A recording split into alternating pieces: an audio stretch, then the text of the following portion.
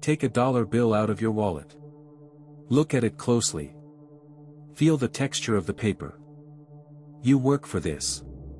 You trade your limited time on this earth to acquire it. You save it, hoping it will protect your future. But what if I told you that this piece of paper is a lie? A promise that has already been broken? Every day you hold it, it is silently dying. It is leaking value like a punctured tire. This is the story of the greatest theft in human history. And the thief is the government itself. To understand the crime, we must go back to when money was real. For thousands of years, money was gold. Gold was honest. It could not be printed. It required labor to be mined from the earth. If a government wanted to wage war, it had to tax its citizens. It had to ask for permission. The gold limited their power. Until 1971. The year everything changed. The year the connection between the dollar and gold was severed. President Richard Nixon went on television and told the world that the dollar was no longer convertible into gold. He called it temporary. But there is nothing more permanent than a temporary government program.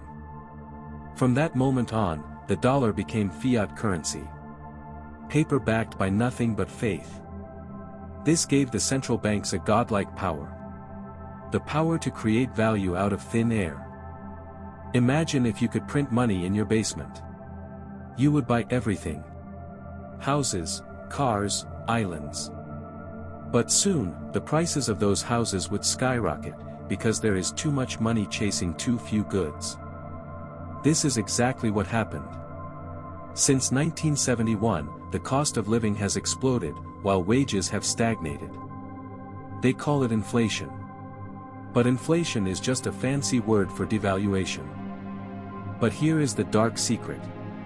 The new money doesn't reach everyone at the same time. This is known as the Cantillon Effect. Those closest to the printer get rich. The banks, the corporations, the government. By the time the money reaches you, prices have already risen. You are getting the scraps. It is a hidden tax.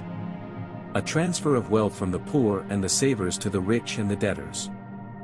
Your savings account is bleeding. If inflation is at 7%, you lose half your wealth in 10 years. Now, the system is addicted. They cannot stop printing.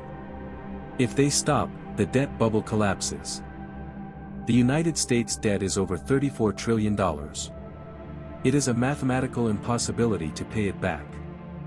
So they print more to pay the interest on the old debt. A Ponzi scheme on a global scale. History shows us how this ends. Rome. Weimar Germany. Zimbabwe.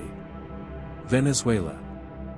In Weimar Germany, people used wheelbarrows of cash just to buy a loaf of bread. They burned money for heat because the wood was more valuable than the paper. We think we are different. We think it can't happen here. That is what they all thought. So, how do you protect yourself? You must exit the system. You must own hard assets. Things they cannot print. Gold. Silver. Land. Bitcoin. These are the lifeboats. The dollar is the Titanic, and the band is still playing. The era of easy money is coming to an end. The volatility we see today is the death rattle of a dying currency. Do not be the one left holding the bag of paper when the music stops. Educate yourself. Take control. Because nobody is coming to save you. This is money lore. The truth is your only asset.